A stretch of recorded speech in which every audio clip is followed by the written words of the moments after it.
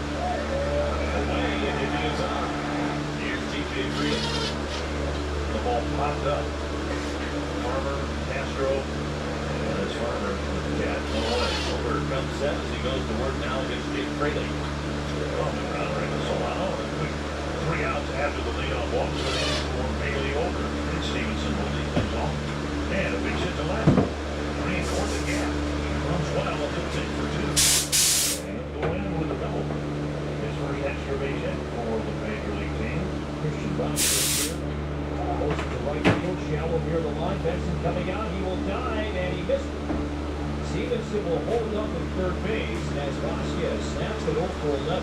2 on, nobody out. Here's Michael Lindsay. Safety squeeze, but not far enough.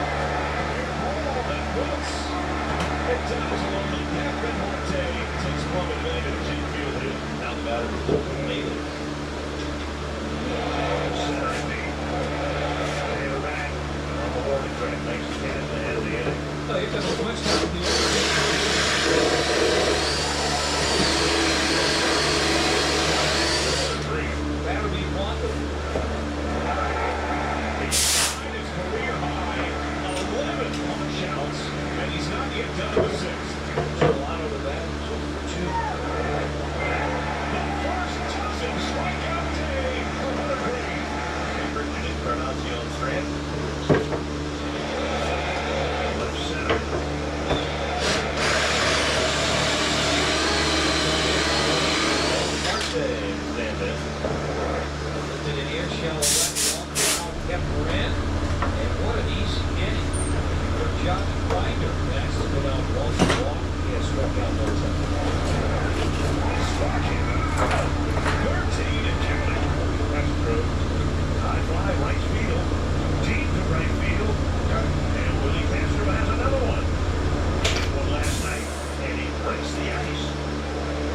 one run here in the seventh. It's 2-1. Now Farmer opens. Yes! 14 strikeouts. Will Benson play things off to the Reds. Left into right center. Good carry all the way to the wall off the top of the wall. Too deep was Taylor Benson. Go, baby. Jimmy for second. Taylor for third. Benson on the side. Nice. Infield in. Luke Bailey is grounded out wide out. Squares the bunt. Pops it up. Benson broke and slams on the brakes. Solano off balance. First took him off the bag with stab. And Polanco able to hit the base. They dispatch a man. Cincinnati is challenging a no-hit by pitch. After review, the ball on the field is overturned. We have a get ball strike. Ball hit the batter. The batter will come back up to bat. The runner still at third base. Second's Bailey. Stand back in. Bailey to center. Benson tag it up. Taylor coming on. Oh! The time comes up shy. Benson jogs home. Reds in on. It's a 3-1 lead. Second line for Bailey. Second run advantage for Cincinnati. Here's Spencer Steer. After third base side, coming quickly to third base, but he can't make the play. Take Brady for the RBI opportunity. He swings and misses strike three. The Reds had one but lead two. Hunter Green's day is opening was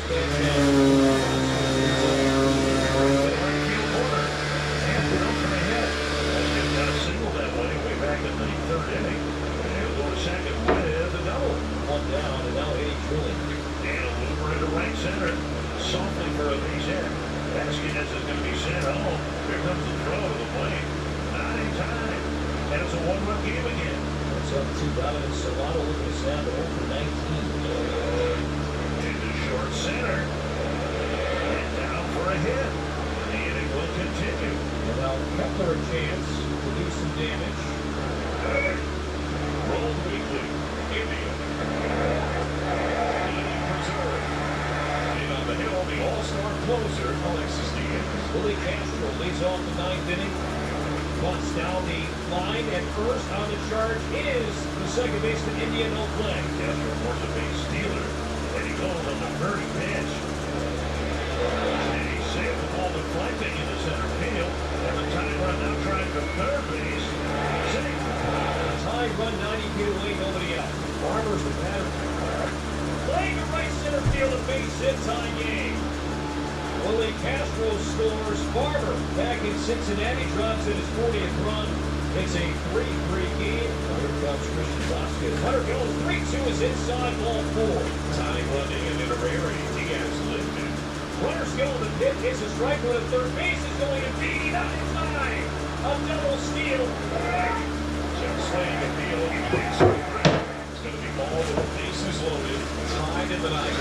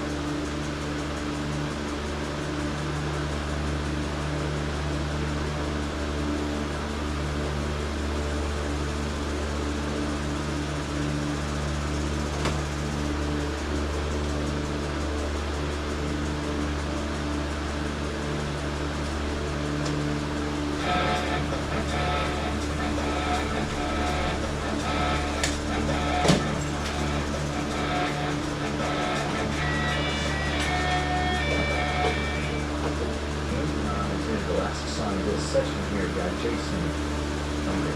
Thank you so much. Man, I'm so sorry for your loss. Jason has lost someone.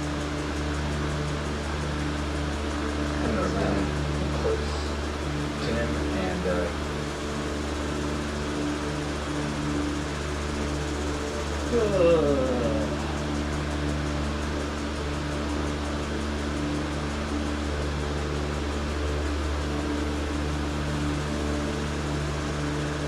Welcome to the Indianapolis Motor Speedway Museum. I'm Bob Jenkins. You probably knew that.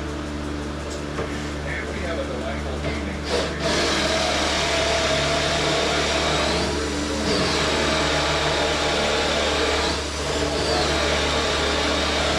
Junior Bobby's making his way up here. He's what, 85 years old? 84? You look every day of 85. I want to tell you.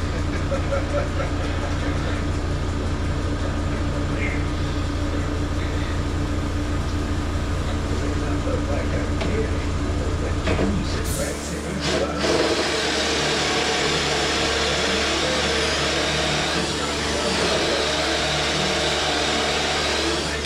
Back operation kicks in about 100 bucks. Next thing we want to crawl around like a rattlesnake is because I got a bad back.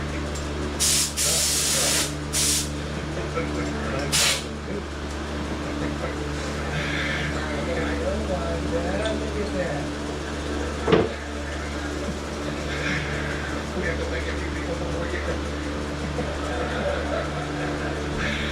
thank you for the support of Main Event Sound and Lighting, and also thanks to Ruth's Chris Steakhouse for providing the appetizers. Now, when I was on the 500 Festival board, on there with me was Jeff Smith, who worked for the opposition, I believe. He is now the manager of the North Side Ruth's Chris. Jeff Smith, are you around? Hello, Jeff. He's back. Oh, he's...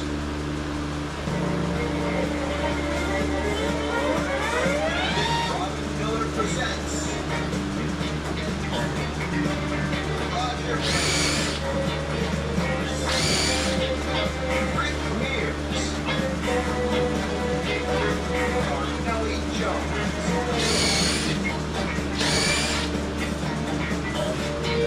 Johnny Rutherford, and Bobby Hudson.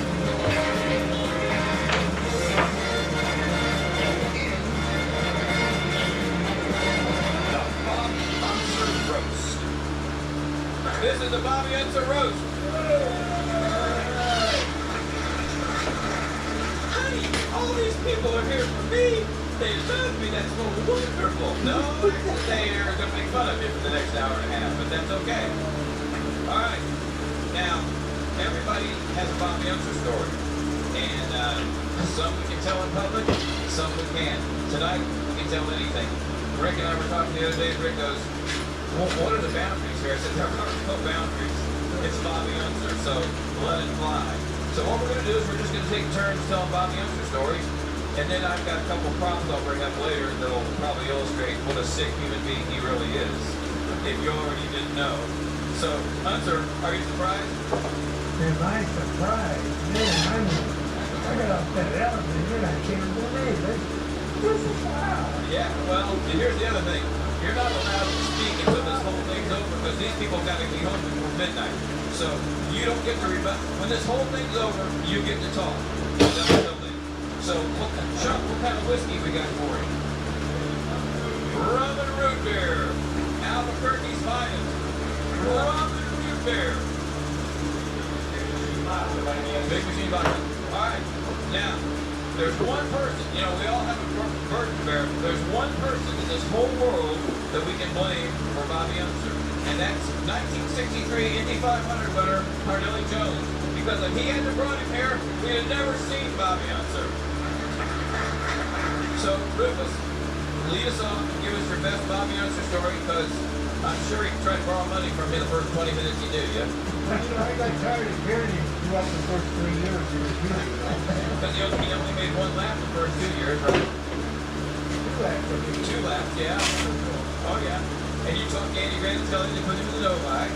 Well, yeah, but the story behind that is, like, if you go down and talk to him, talk to him, guy from Norway, he's pretty good at it, so, because if you go down and tell Andy that you want $25,000 to drive the car, In 1963. yeah, 25 grand.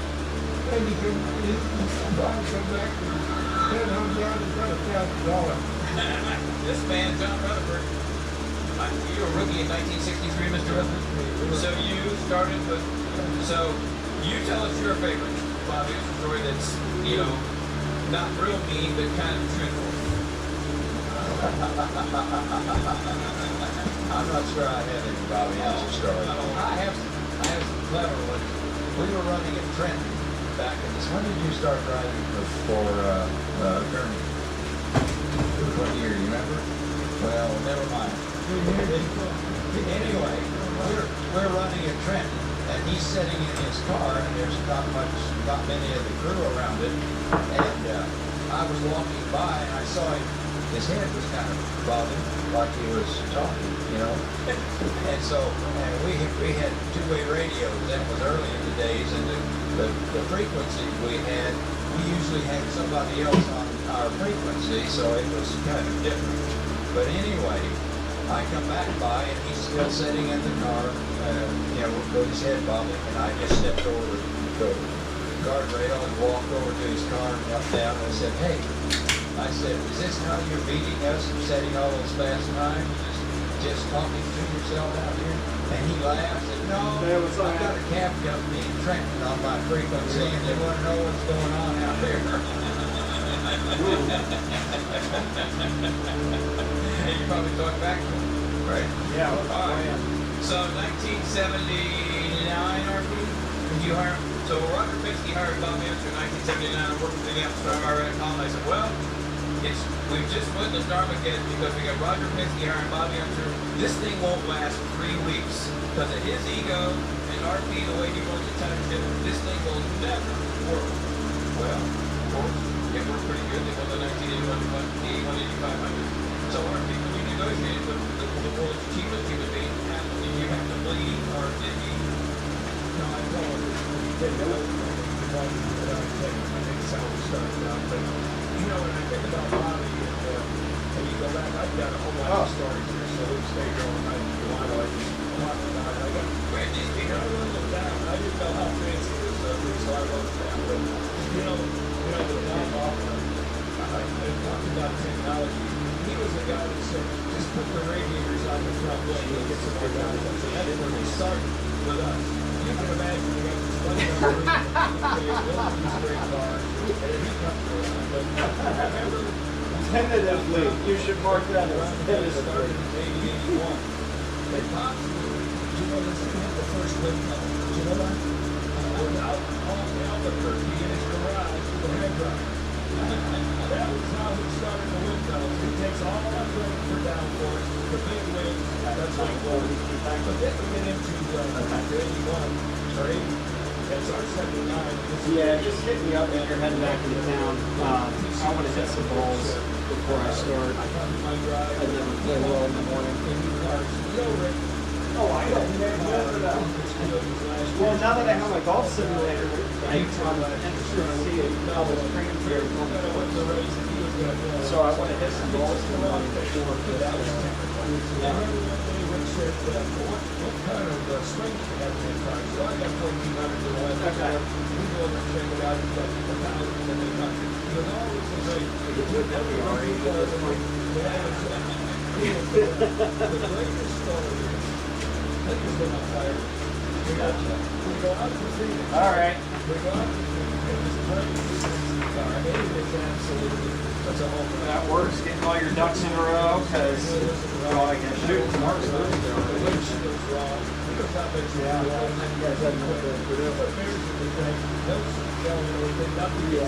That's 6:30.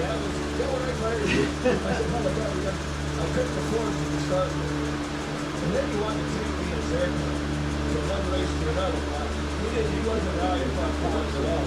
He had to drive down, fly down the highway. That's how he got to the races. So yeah, I thought everybody was was really something. And the biggest thing about his fans is, he used to walk with the fans and smile at them like, what are you going to wait for? Yeah, we were going there, so we're going to that was fun. Wow. Well, okay, RC. Well, the other thing was, when I was like 19 or 20, I used to watch Hunter's car. He had 1,000 pieces of gas in the alley. And he's got the garbage in it. I thought, God, he's not going to get a run today. Why is he getting dirt? Well, there was a reason. He's been married 6 times. He's a 3-time Indy winner and a 6-time loser in love, ladies and gentlemen. And our hero would be at the fence, and there'd be a little 15-year-old. Hi, honey, what's your name? I'm Bob Hensler. Listen, did your mom bring you here? Oh, really? Is she here? Oh, that's... Well, have her come down here. Okay, Rick Mears. You got to tell that one great story to start with. Rick Mears, 4-time Indy winner. Thank you. They're talking about me doing this. I said, what? You tell stories. I don't know any of the stories because they were all done behind my back. So I didn't know anything of the story. Really, Bobby was a great teammate. He really was. Because he didn't want to tell me anything, and I didn't want to ask him anything. So we got along perfect. I had my own ego too, right?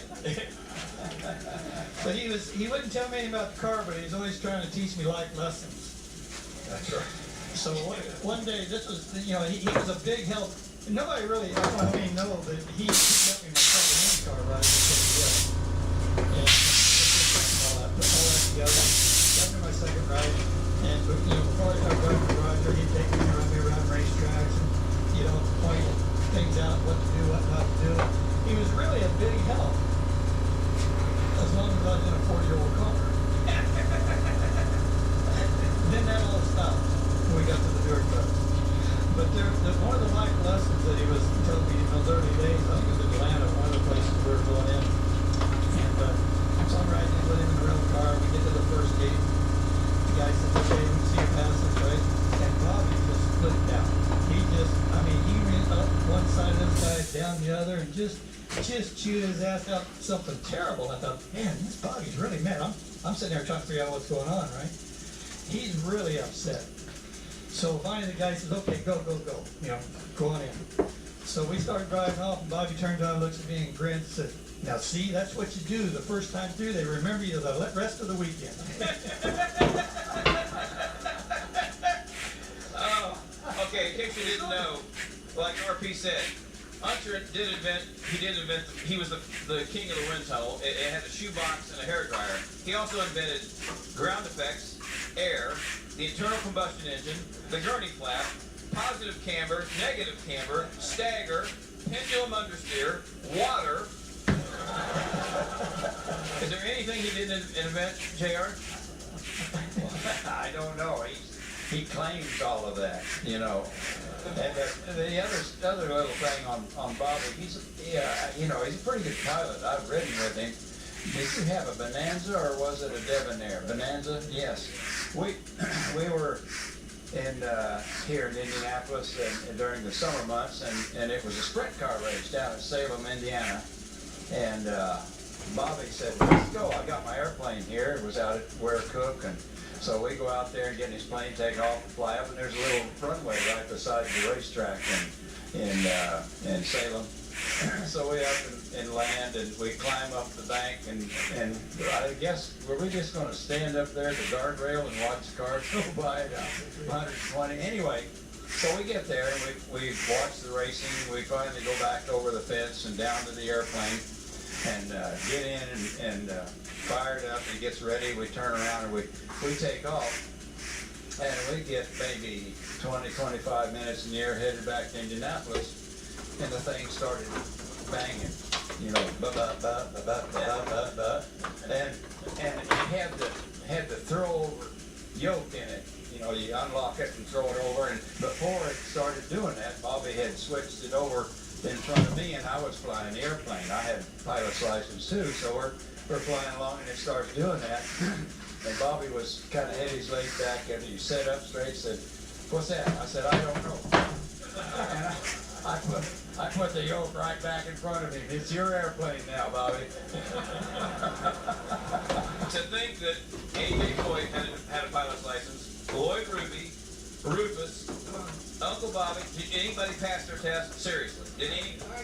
JR did? was in that group. Floyd flunked four written tests, and then I asked him once, I said, how'd you get your license? He goes, it's in Texas. Nobody gave a shit. I just flew whenever I felt it.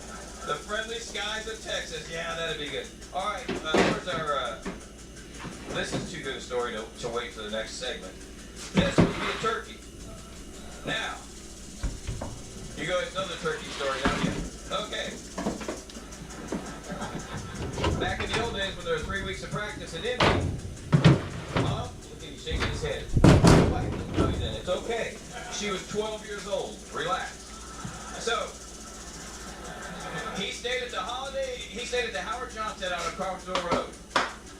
Well, it was 3 weeks of practice and there was a lot of rain sometimes. So every now and then, they'd get rained out. So he would walk to the nearby Kroger's, which was like, half a mile away.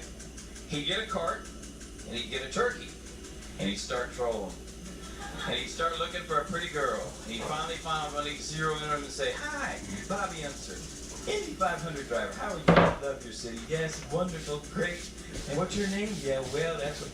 Listen, I love turkey, but I stay at Howard Johnson's and I don't have an oven. Do you think we could go to your house and bake this turkey?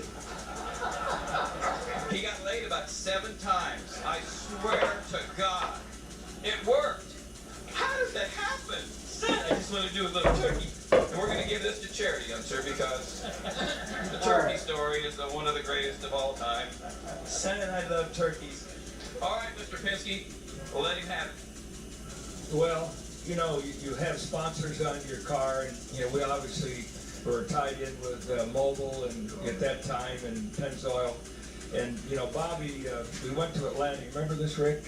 We go to Atlanta, and I didn't realize that he had taught the mechanics to take the Pennzoil out of the gearbox and put Amsoil in it, because in his garage at home he had a full garage full of Amsoil, batteries and everything else. So I think he was just going to get a little bit extra money on signature on that. So of course I didn't know anything about it. Gets in the race, and about halfway through the thing burns up.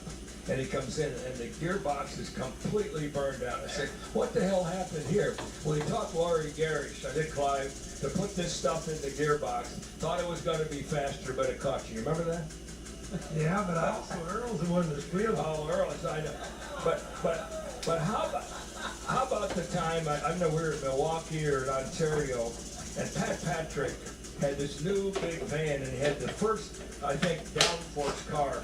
Bobby goes up at night, gets our guys to go up at night, cut the lock off, get inside the trailer, take pictures of the car, and then he sent them to Patrick, so Patrick had them on his desk the next couple of days. Huh? You don't remember that?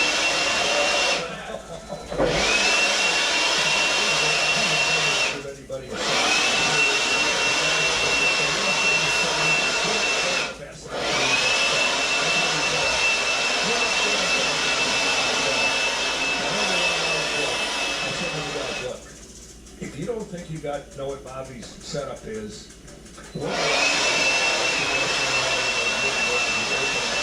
and we'll check this car out.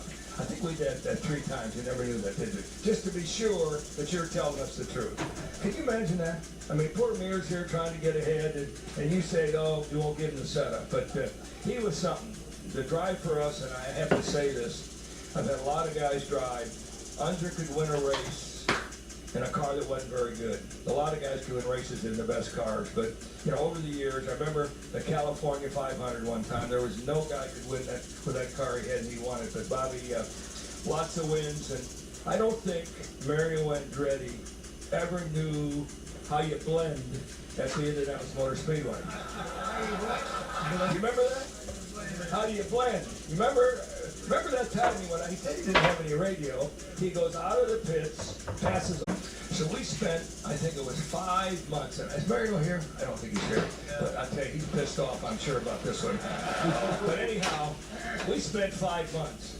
And, I said, you call a strike after the baseball game? You call a holding penalty after an NFL football game? Absolutely not. I didn't know Boyles at that time. I would have hired him. But I probably couldn't afford it either. But anyhow, so we keep going through this. So I finally got the tape of the circuit, the spotters around the speedway. And the tape said that car number 12 or 11, whatever it was, blended improperly. And they talked about it on the network. So we had judges from the University of Louisville, had all these people. And I said, listen, you had the information. This was about 50 or 60 laps into the race. You could have called it, given us a penalty, then we'd have gone on. But at the end of the day, it's interesting that the judges felt that they had the information, they didn't call it. You can't call it from a TV camera on Saturday night after the race. And remember, I was sitting in New York at a meeting, and I got a phone call. They said, you won the race. Man, I just about fell on the floor. But they didn't call it, said looking good or not looking good. But you remember that? Yeah. Did you ever send Mario part of the money? Remember you said Mario part of the prize money you got? You didn't send it, did you? No. But I'll tell you, that was a load. That was a load to carry through that one. But, it's interesting. But Bobby, your driver and, having your family drive for us and Al and certainly Al Jr. has been amazing. And, part of our success, a lot of our success comes from your tenacity. Sometimes you're a bully and sometimes you're a great guy. But thank you very much for what you've done. Don't be that nice, man. Okay, Rocket, take over. Oh, that's great. I've heard Bobby say it. We've been at functions from time to time over the years, and if he unfortunately gets up ahead of me, I don't have to spend as much time afterwards. But I thought that mirrors everything he knows. And then I'd usually get up and say, well, you know what? Bobby did teach me a lot. He taught me more than he knows. He taught me how to sort through the bullshit, read between the lines. He taught me all kinds of things he has no idea he taught me. I mean, here's a very example. And it was actually kind of fun doing this. And I forget, we were at a road course somewhere, and I was trying to get a little bite off the corner. So I said, guys, I want to drop the rear springs a little bit. So it's just a small amount, 50 pounds, whatever it was. And you go out and run the car, right? Feels better off the corner, a little better bite. So I come in and, as soon as I come in and stop, Bobby's leaning down in the car listening, And the guy says, well, how's this? Yeah, it's better, leave it.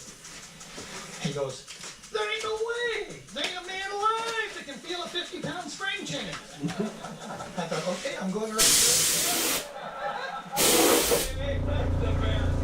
All right, Rufus.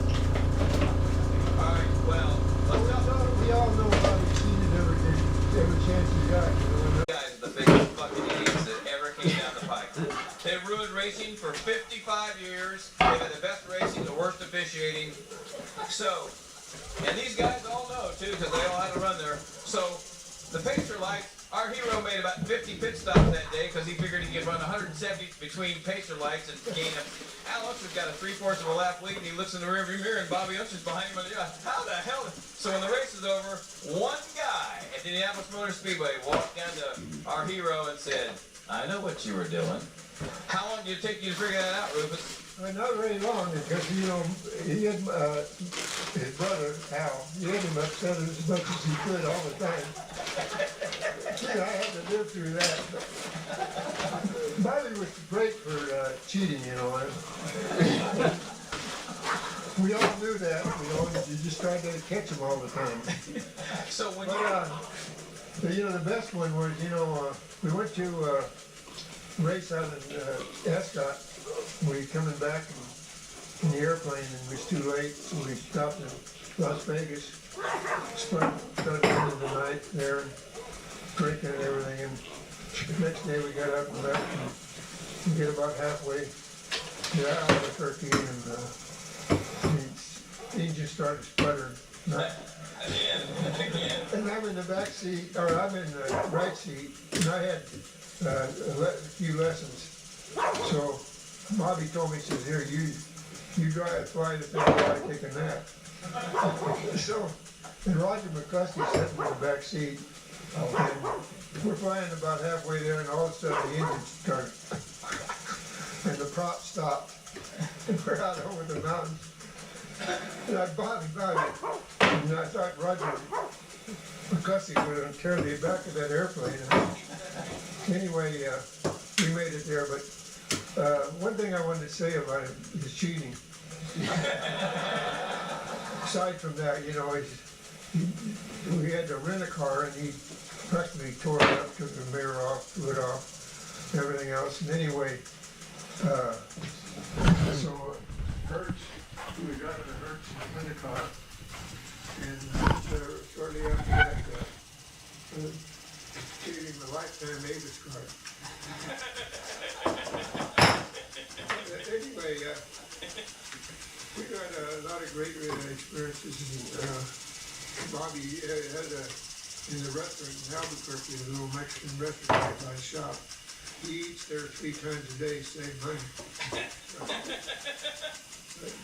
We've had some good times, but having Al Unser as my driver against Bobby was chaos all the time. So anyway, we had a lot of fun. But Bobby's been a great friend of mine and has from the beginning.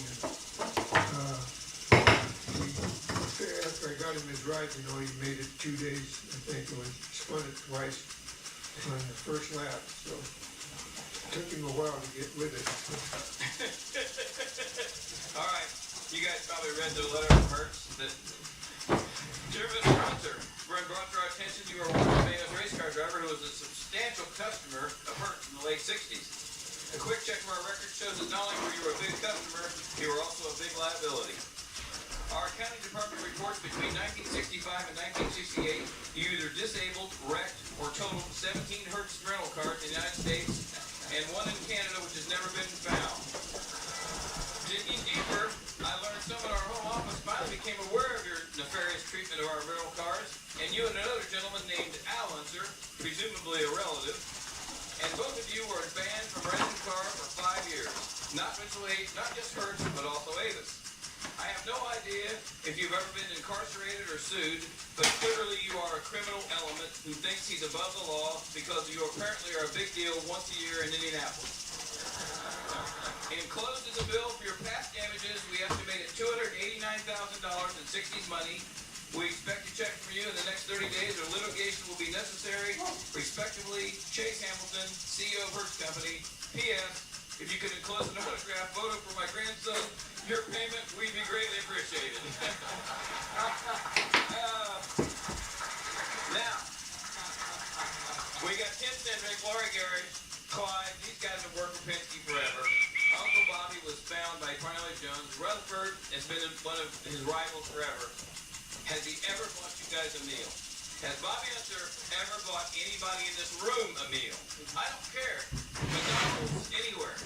This was his mom used to cook for us right at the Speedway down here. Remember that? Yeah, Hot Mustard Chili. What'd you say? Well, one of Bobby's life lessons to me early on, he says, you know, when you leave the house, if you've got $500 in your pocket, you come back with $1,000 worth of receipts. All right, speaking of receipts, so I get this little thing called bone cancer a few months ago, and RT told me 3 times the whole Boyle calls me, takes care of stuff, Rutherford calls me, Mario calls me, Uncle Bobby calls me. And, I mean, it was, you know, what did he say? Parnell called, and everybody was like, Rick called, they're like, hey, what do you need? You need money? No, I'm good. So Uncle Bobby called me and said, listen, I got money, I got clothes, what do you need? He goes, I said, oh, I'm good. I'm fine. Everything's good. He goes, well, listen, if you need anything, you just know, just go church or whatever you got to do. I'll send the day. You make sure to get some receipts. From the Mayo Clinic, a receipt? I mean, 15 pages in, you're like, we should probably go pray to this guy on Sunday. Jesus. So, son, that's you. So, the great thing about Unser is he was one of the most confident drivers of all time, a.k.a. cocky, whatever. But when Parnelli said, why don't you come run Indy? He said, I don't think I'm good enough. This is the only time in his whole life that Bobby Unser said, I'm not sure I'm good enough to run the Indy 500, which after you get to know him for a while, you're like, that never came out of his mouth. Oh, yes, it did, didn't it, Rufus? Why is that? I don't know, he said that, but that was the only time I ever seen him humble. Only time?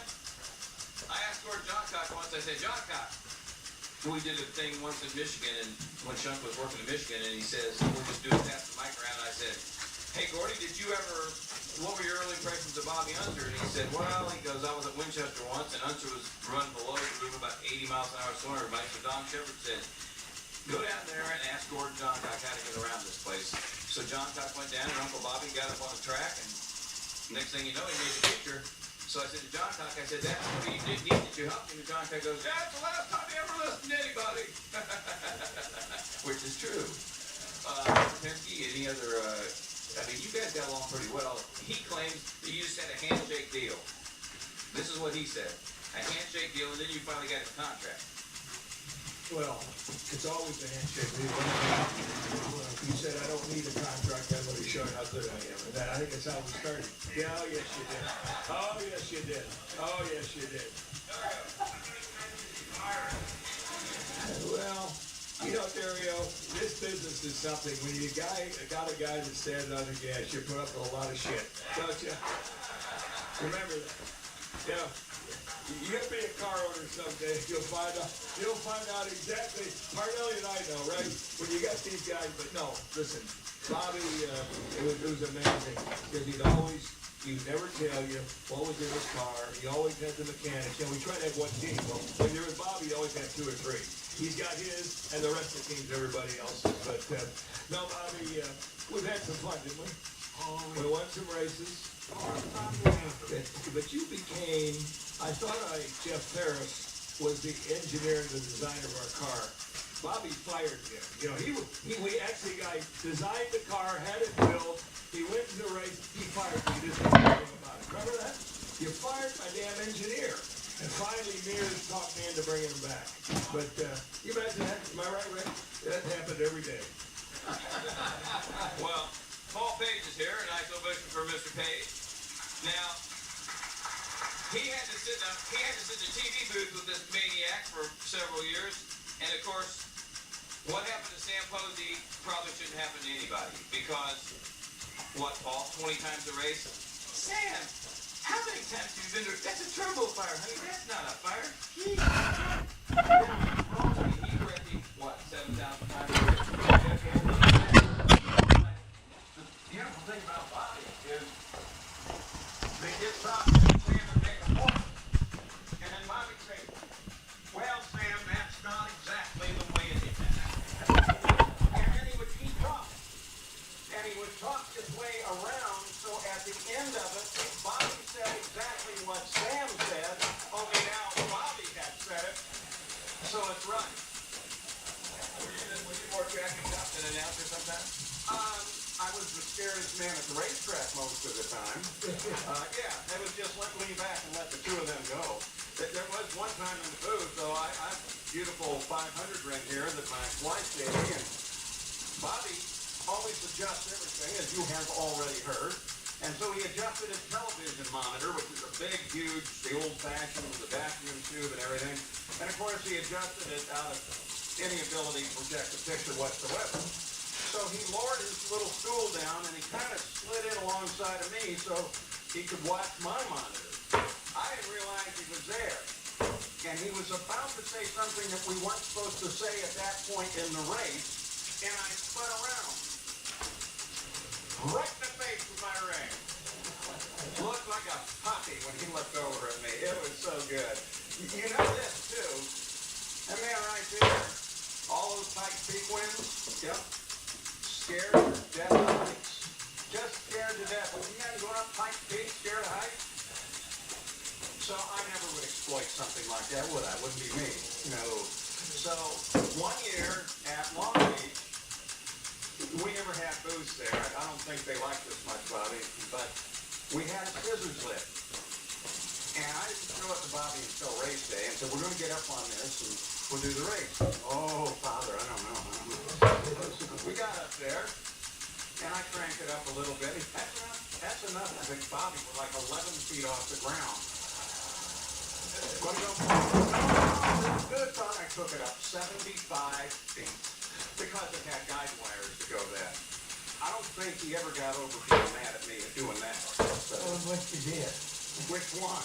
You got up there and started shaking that thing. I wouldn't do that. Come on. Oh, sure. Okay, so is it true that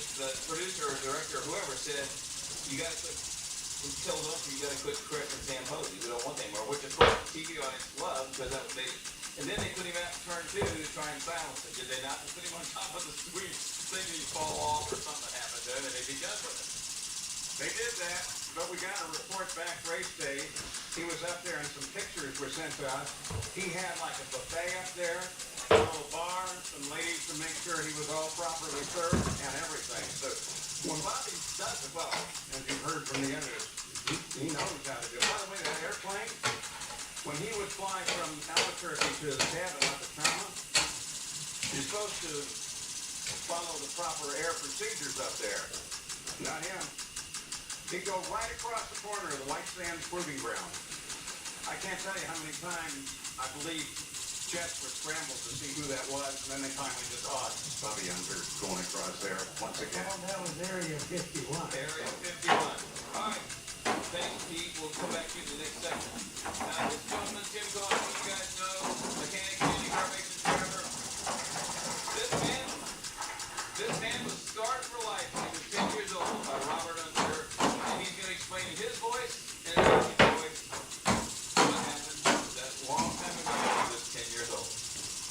Well, I grew up in Indianapolis. I became bitten by the race bug like a lot of kids do in Indy when you're kids.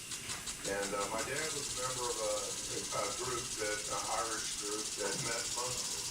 And they'd send a flyer out and say what was going to happen. Well, the month of May comes, they got a race driver coming with a movie, and I begged my dad. It was an adult group, and I begged my dad. He says, I'll take you.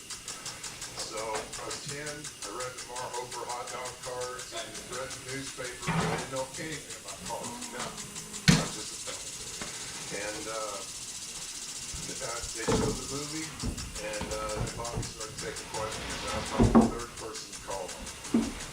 And I said, Mr. Unser, how come you got only 159 cubic inches and Dan Gurney gets 305? He said, son, stand up. Oh my God, I felt like an ant, all these kids all looking at me. And he said, I really have to explain to you the difference between 159 cubic inch turbocharged double overhead camshaft all hazard versus a 305 Gurney Westlake rocker arm motor. He says, son, he put your painting cap on.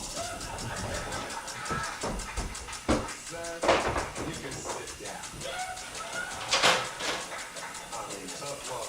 And then, this is great. This is what happened. So Chuck grew up idolizing Bobby Unser, and they became best buddies. Pino loved primarily Bobby Unser. He's on the same era. So a couple of months ago, Timmy goes and spends 2 days with Unser, which felt like 2 years, maybe. I don't know, but this is my wingman. He can drink whiskey. Boy, he drinks. I want a quick one. I worked for a long time, 23 years for New Hampshire Racing, and we raced at Vancouver in the 90s. It was a good venue for us. It was big, and IndyCar racing was big. We stayed at this lovely Victorian hotel called the Georgian Court, and Vancouver is a super town. So you get a lot of people coming in, flying in, and then they get on the boats and go up to Alaska. So you work till 8 or 9 at night, changing engines, doing your work, and you walk back to the hotel. Bobby's working at ABC, but he also worked for Canadian Broadcasting, so he's up there with CBC.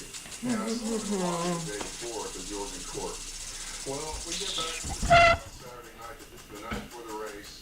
There's 3 charter buses out front, and there's people lined out the front door. And Georgian Court's a nice place, but it only had 1 elevator.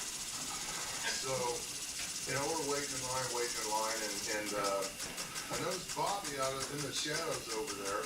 It's hard to tell. He had a jacket on with 3 inches, Bobby Unser, and a cowboy belt, Bobby on the back. He was being discreet. But anyway, there's a lot of these older people waiting to get on this elevator, and the door opens up, and Bobby hip checks this old man, dives in the elevator, and pushes the button, and says, I send it right back for you.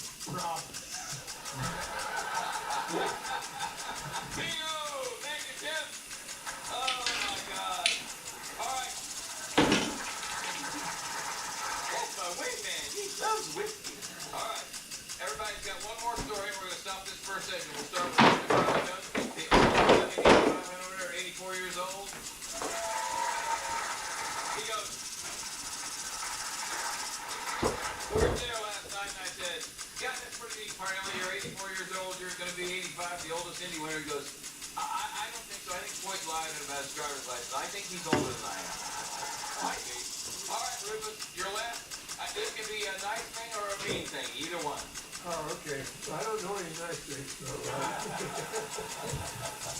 No, I had a lot of fun with Bobby when I got a chance to go run Black Peak out there, and he helped me a lot, learned to go. And of course, we had other race drivers that come out there for IndyCar drivers and stock car drivers and stuff. And we'd always take them up the mountain. So he'd taken me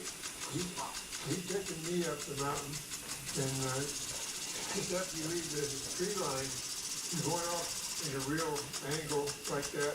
All you can see is sky out there. And your car, you're in the dirt, slipping and sliding a little bit. And there's a pole there. And there's blue sky right behind it. All of a sudden, he'd act like he lost the car, tried to sucker right off next to the pole, and there was a road that went down there. But anyway, so we called the customers after that when they come, you know. So I got in on that myself. Anyway, so Roger McCluskey was one of the, and Dana King was anyway, we're on Ragged Edge. Wall this side, straight off on this side. We're coming along there, and I'm driving. Bobby's sitting in the right seat, and they're in the back. And anyway,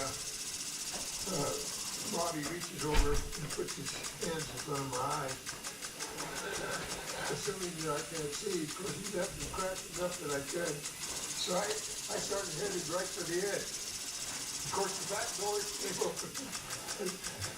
Anyway, so they had a banquet that night, and McCluskey made an announcement. He says, I wouldn't drive that hill in my life. So we had a lot of fun with things like that. And that's the thing about racing fraternity. In fact, that all of us are competitors, and we're also very good friends.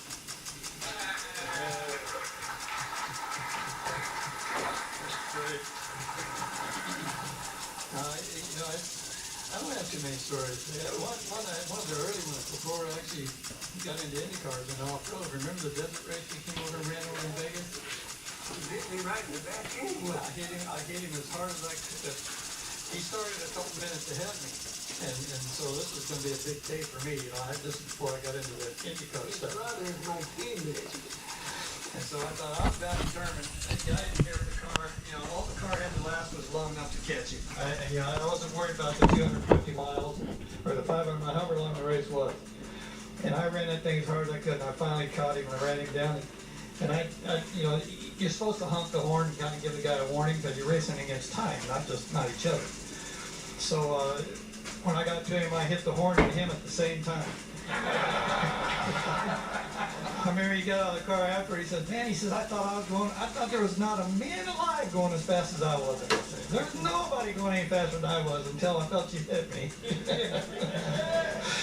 But now we've had we met at Mike's Peak early on, and Bobby was a great help, all along. And like I said, we were great. We were good teammates, and we worked well together because we didn't work together. So it worked great. Yeah. I had my own ego. I didn't want to ask him. My pride. I didn't want to ask him anything, but he didn't want to tell me. But we got along great, and I did learn a lot from Bobby, whether it was just from watching or listening or whatever, and a lot of what not to do. And no, we had a great time. Great time. Hell of a driver right there. Bobby, we kidded you a lot tonight and lots of great stories, but you're going to go down in history as one of the great IndyCar drivers, one of the great 500 champions. But I think what I'd like to ask you tonight, what is the biggest victory that you've had in your career as an IndyCar driver? Oh. Well, the first one would be obviously the '68 race because it's the first one. The second one would obviously be your race, 1981. Anyway, I gotta say, you know, the guy, I gotta give him some compliments. I can't answer all these accusations because most of them were false. Some of them might have been a little bit true. You know, no question about that. It was true what Beard did to me when get me out there in the desert in his home turf and grease the crap out of me. Then the car breaks and they leave me out there. And his brother is my teammate. I must have been 80 miles from the truck, wasn't I? It's close, yeah. Well, I didn't have.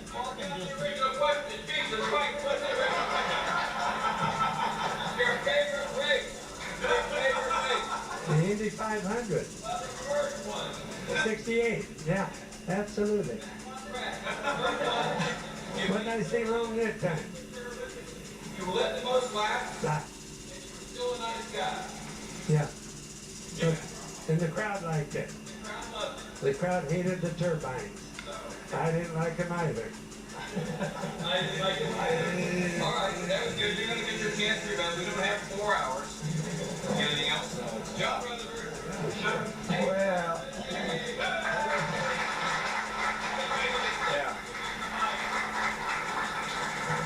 yeah, I thought that was a mistake to give him the microphone this early. The first time I ever heard of Bobby Unser was in the Speed Sport News when it was a little newspaper. And it was before I started racing, but I was interested in racing no matter what. But it was, I saw a pattern every week in the Speed Sport News. It was where Bobby had raced and got upside down. Yeah, a lot of pictures of his car upside down with him scrambling out from under it. But no, Bobby's a racer. You know, you can say driver, but no, he's a racer. And I've always thought a lot of him.